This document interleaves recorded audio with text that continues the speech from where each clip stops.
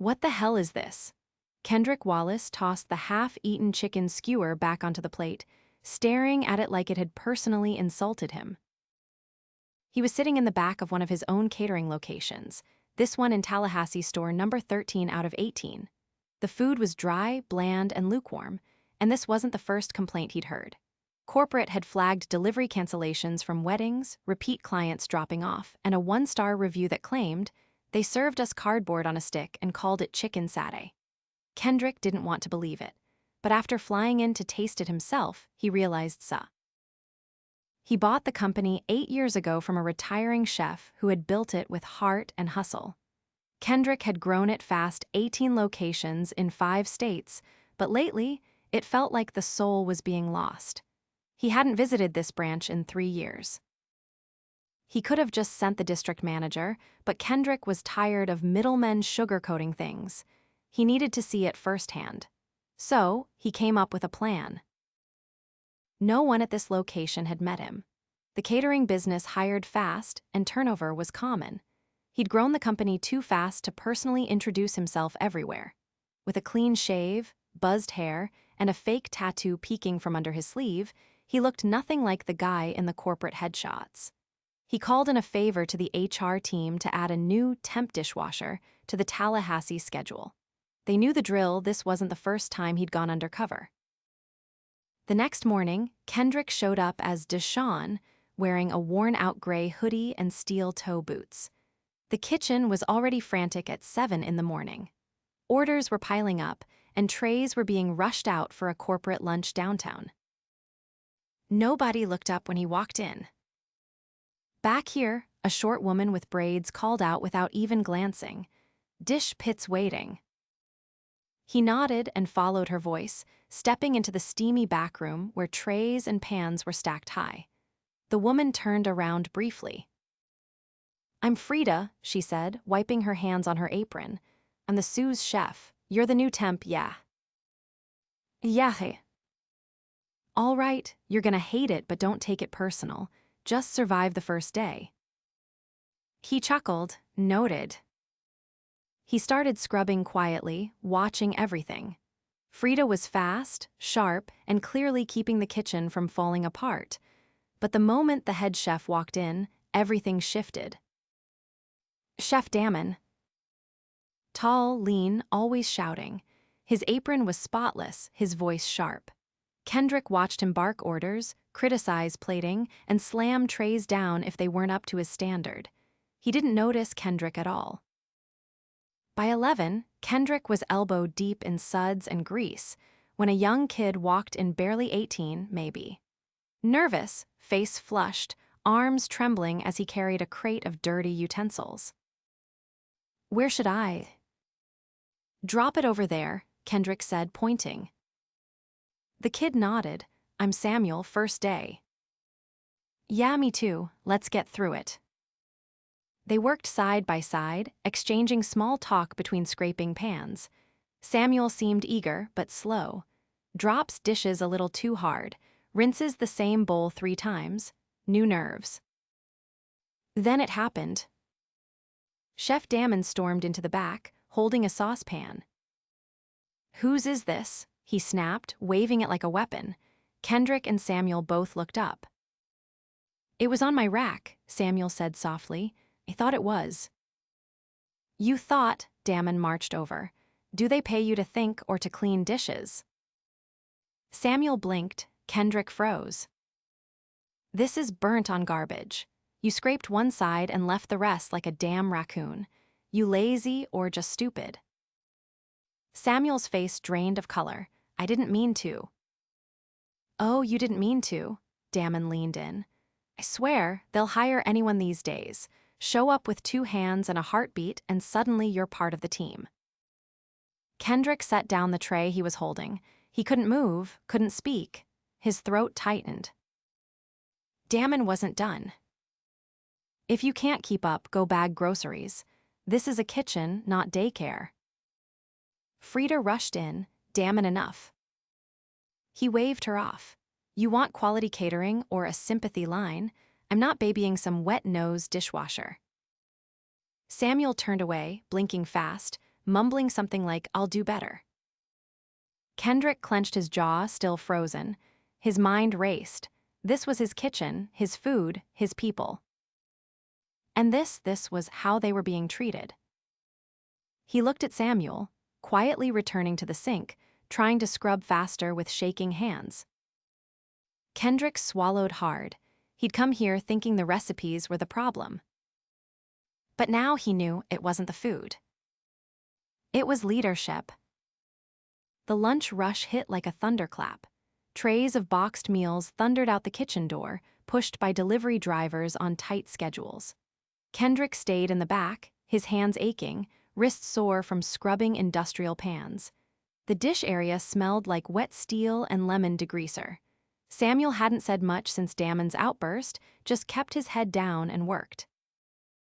By early afternoon, Kendrick noticed Frida moving faster than anyone else in the building. She was checking trays, correcting orders, yelling reminders to the prep line while handling customer calls on a headset that was clearly not part of the uniform. She moved with purpose but looked exhausted. Her apron had new stains every hour, and she hadn't stopped for food or water since he arrived. "Do you get breaks here?" Kendrick asked her quietly as she passed by with a stack of disposable cutlery bundles. "Technically," she said, not slowing, "but not when Damon's on shift. He schedules us too tight." "Does corporate know?" She gave him a look. "You think anyone listens when we complain? We're numbers to them. Orders in, orders out." He didn't answer. He couldn't. A loud bang from the front of the kitchen cut through the noise. Damon was slamming the dry storage door shut with his foot, carrying a clipboard and muttering about inventory numbers not matching. He stormed past the prep station, ignoring a new cook who tried to ask a question about spice ratios. The kid stood there, visibly unsure, before Frida jumped in to help him adjust the marinade. By 4, Kendrick had seen enough to know that the food wasn't the only thing undercooked. The systems were strained, the people stretched thin, and the atmosphere was heavy. No accountability, no support, just fear and fatigue. He stepped outside to toss a trash bag in the dumpster. Samuel followed, carrying a second bag. The alley behind the kitchen was quiet except for the hum of a distant generator and the buzz of cicadas in the trees beyond the fence. "You all right?" Kendrick asked, tossing his bag in. Samuel shrugged. "I guess, not sure if I'll come back tomorrow." He waited. "I thought I'd be learning stuff here. Gonna start culinary school next year. Figured this job would give me a head start. But..." Samuel paused, looking down at his shoes. "That guy doesn't want anyone new, just wants us invisible." Kendrick leaned against the wall, jaw tight. "Ever talk to anyone about it?" Samuel shook his head. "I need the hours, and I thought maybe I just needed to toughen up, but I've had jobs before. This one's different." "How?" "It's like, no one's allowed to mess up, but no one's shown what right even looks like. And the second you ask, you're dead weight." Kendrick nodded slowly. "I don't think it's you," he said, then pushed off the wall. "Hang in there, just for today." They went back inside. The air was thicker now, humid and stifling. The A/C unit above the dish station was blowing warm air, and the kitchen's only fan had stopped working mid-morning. No one had fixed it. Frida was scraping charred chicken off a grilled tray herself when Kendrick returned. "You always run the line and prep?" he asked, stepping beside her to help. "When there's no one else," she said. "We're short 2 kitchen aides. One quit last week. The other called off yesterday and Damon didn't replace him." "Why not?" "He said we'd manage, said the labor budget was already bloated." She snorted. "Bloated? We're splitting shifts, skipping meals, and he's talking like we're stealing time." Kendrick worked in silence for a moment. Then, something caught his eye. A delivery slip on the counter listed an order for a bank gala, 95 plates, but next to it, another scribbled note said prep only 85.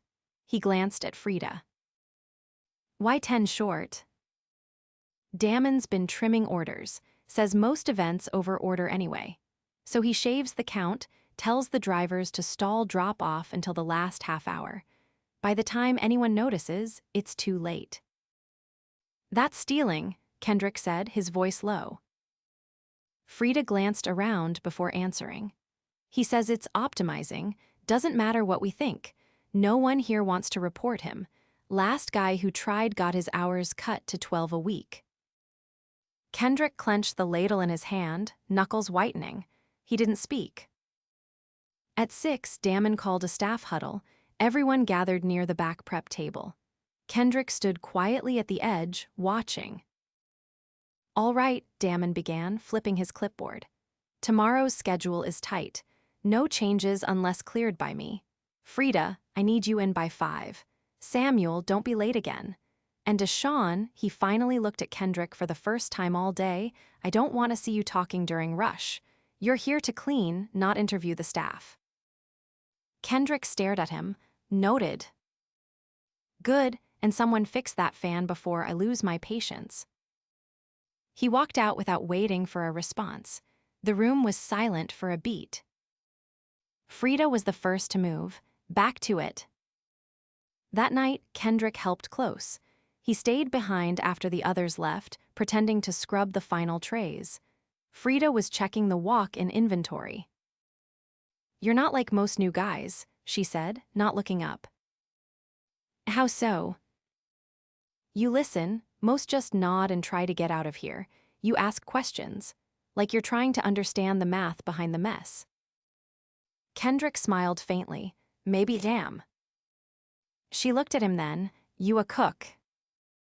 Used to be, long time ago. She nodded. Well, if you stick around, don't let this place kill your appetite. After she left, Kendrick stood alone in the dark kitchen. He looked around the space, the broken fans still dangling from the wall, the sauce-stained prep tables, the delivery sheets with edited numbers, the walk-in that had a half case of spoiled shrimp no one had tossed. He had built this company on the idea that good food brings people together. That behind every event, every plate, there was a story worth honoring. But in this location, the only stories being written were ones of exhaustion and fear. He walked outside, pulled his phone from his back pocket, and made a single call. I need a regional audit. Tomorrow, no warning. I want full payroll, order logs, and inventory reconciliation for Tallahassee, and I want it clean. The voice on the other end asked a question. No, Kendrick said, staring up at the night sky. Don't tell Damon. Let's see how he handles being blindsided for once. Damon showed up the next morning 20 minutes late, sunglasses on, sipping from a branded coffee cup that no one in the kitchen ever had time to visit between shifts. He didn't acknowledge anyone as he walked in, just dropped his keys on the prep counter and muttered something about traffic. Frida glanced up from the dry storage list, then quietly returned to checking expiration dates. Kendrick had arrived earlier than usual. He'd clocked in as Deshaun again, but today he wasn't touching dishes. He stood near the walk-in with a clipboard, watching. He wasn't alone. A woman in a navy blouse and slacks followed him in, scanning the kitchen with a calm, steady gaze. Dana Martinez, director of field operations, had driven in from Jacksonville at Kendrick's request. She was the kind of leader who never raised her voice she didn't have to. Her presence alone made people straighten up. Damon noticed them by the mixer station. Can I help you? Kendrick set the clipboard down. His voice was even. Yeah, you can start by explaining why your inventory logs don't match the delivery invoices for the last 3 events. Damon blinked. I'm sorry, who are you? Kendrick stepped forward. Kendrick Wallace, founder, CEO, and the guy who's been scrubbing your dishes for the past 2 days. The kitchen froze. Frida dropped a container of plastic lids. They clattered across the floor, ignored. Damon's face twitched. That's not possible. Dana stepped beside Kendrick.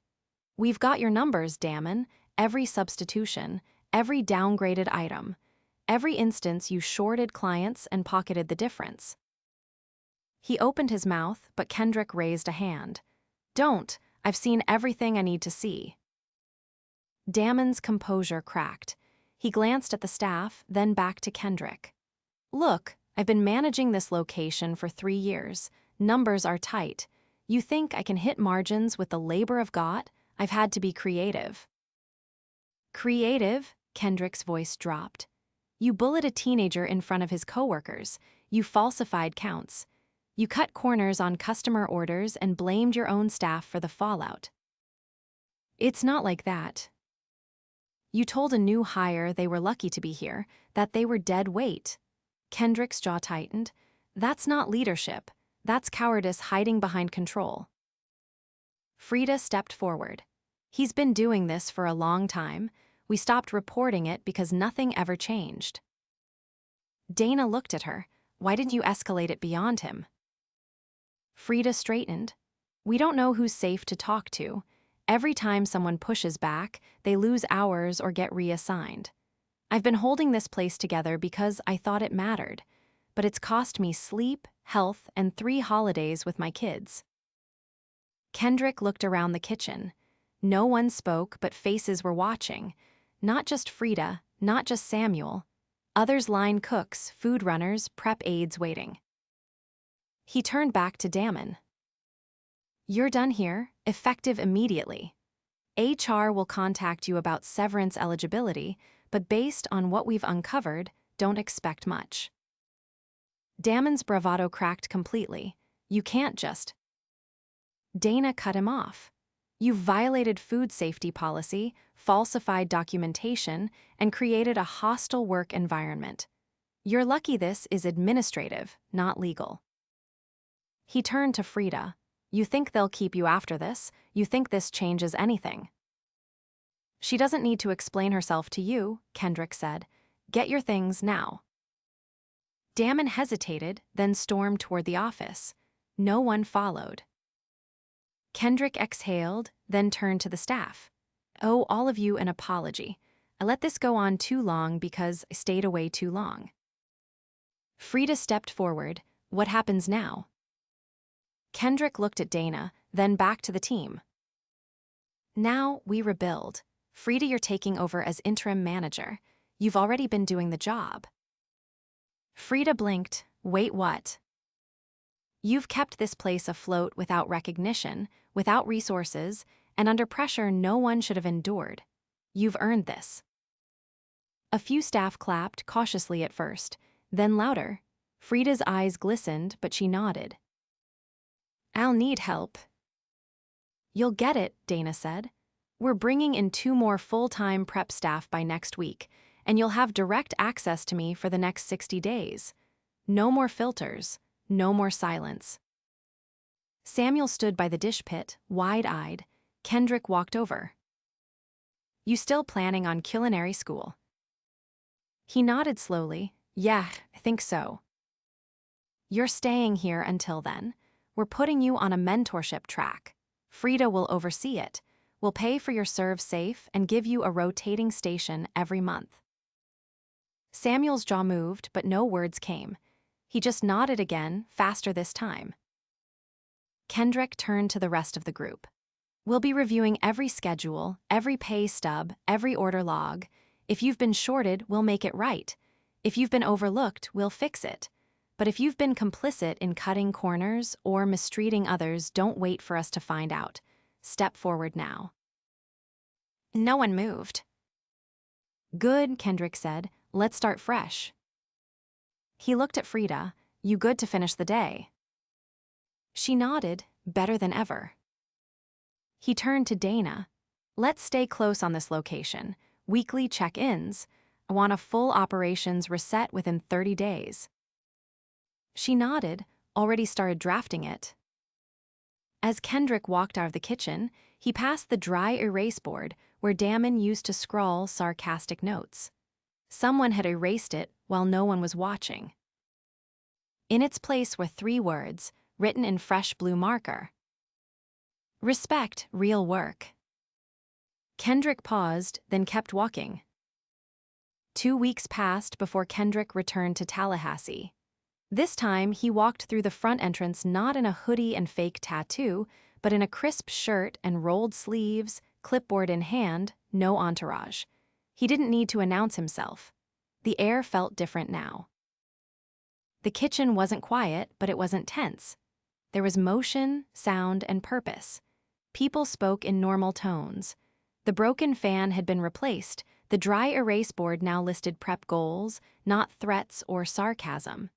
Kendrick stepped aside as 2 new hires carried in boxes of actual fresh produce, not bulk frozen substitutions. Frida spotted him from the back and waved him over with a nod. She didn't stop working. She was walking the line with purpose, not exhaustion. Her voice was direct, never raised. "You're early," she said, checking off items on a logbook. "Didn't expect you till lunch." "I wanted to see the prep in motion." "Still messy," she said, adjusting a storage label, "but it's honest now."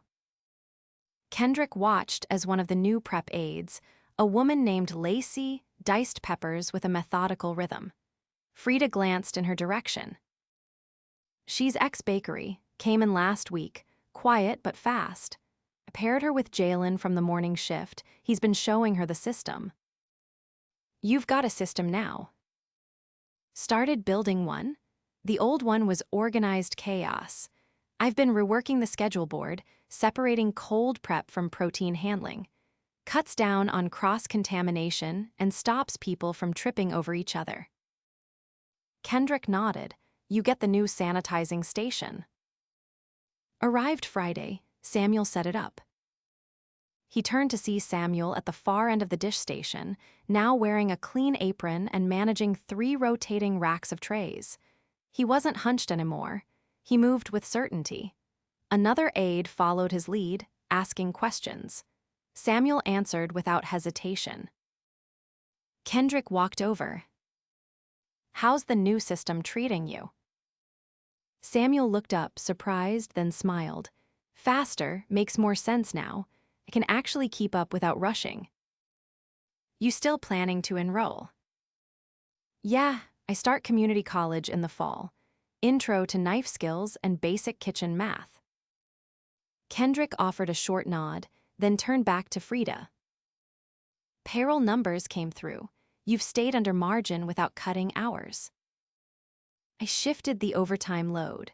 No one's pulling double shifts back to back anymore. I'd rather have 2 part-timers at full energy than 1 full-timer half dead." Kendrick motioned for her to walk with him toward the back office. She handed off her clipboard to Lacey on the way. Inside the office, the walls were bare now. Damon's old laminated charts were gone. In their place was a corkboard with printed feedback notes from recent clients.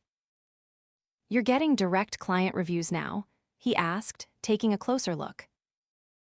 "Started last week," she said. "Told Dana I wanted real-time notes from events, not just scores. What people say when they taste the food, not just when they fill out forms." Kendrick picked up a printed email pinned to the board. It was from a wedding planner. "Best grilled asparagus I've had in 5 years. Chicken was tender, not dry. Guests came back for seconds." He raised his eyebrows. "That was from last Saturday." "Yeah, we did a 75-person private wedding. I let Samuel run the hot hold station. He managed timing on his own, nailed it." Kendrick set the email down and leaned against the desk. "You've turned this place around faster than I expected." Frida didn't blink. "We're not done." He nodded. "I know, but the difference is visible, not just in the food, in the way people move around here, the way they talk." She crossed her arms, but not defensively. "I've worked in kitchens 15 years. Most people don't leave because of the job. They leave because no one notices when they're doing it right. They only hear about it when they mess up." Kendrick took that in for a moment. "I've been guilty of that myself." She softened slightly. "Maybe, but you showed up. Most owners don't." He shook his head. Shouldn't have had to go undercover to see it. That's on me. I let the company grow faster than the culture could keep up. Frida looked out through the small office window toward the kitchen. You can't fix what you don't see, but you saw it, and you didn't flinch. He looked at her. You did more than hold the place together. You protected people, even when it cost you. Frida didn't respond. She didn't need to. Kendrick reached into his folder and pulled out a formal offer letter. I want you to take over as Southeast Regional Kitchen Director. That covers the 5 states we cater in. You'll still be based here, but you'll oversee audits, training, and kitchen leadership at every location. Full salary, benefits, company card, and decision-making authority on staffing and operations. Frida stared at the paper. Her jaw didn't drop, she didn't gasp, she just processed. You sure you want someone with only 15 years on the line running your regions? I'm sure I want someone who knows what it looks like when the line breaks and how to fix it.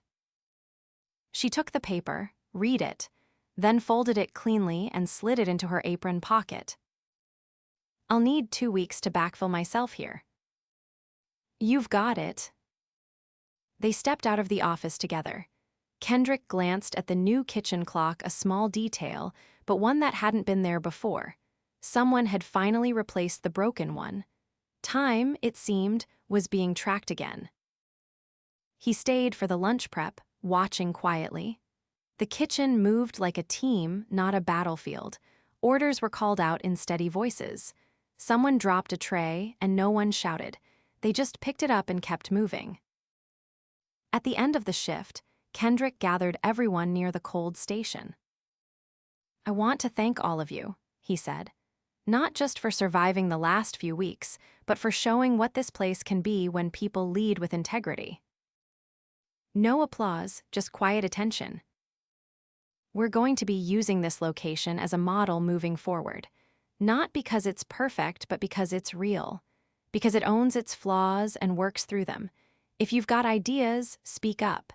If you see something broken, tell someone. We don't fix problems by hiding them. He looked at Samuel. We build from the bottom up, and no job in this kitchen is invisible. Then he turned to Frida. She'll be leading more than this team soon, but she'll be watching, and so will I. He stepped back, gave a final nod, and let them return to closing duties. He didn't linger. He left through the back this time, passing the alley where he'd first spoken to Samuel. The sun had dipped behind the trees. The cicadas were out again, humming. Kendrick paused before getting into his car. He didn't feel triumphant. He felt responsible. He hadn't saved this kitchen. They had.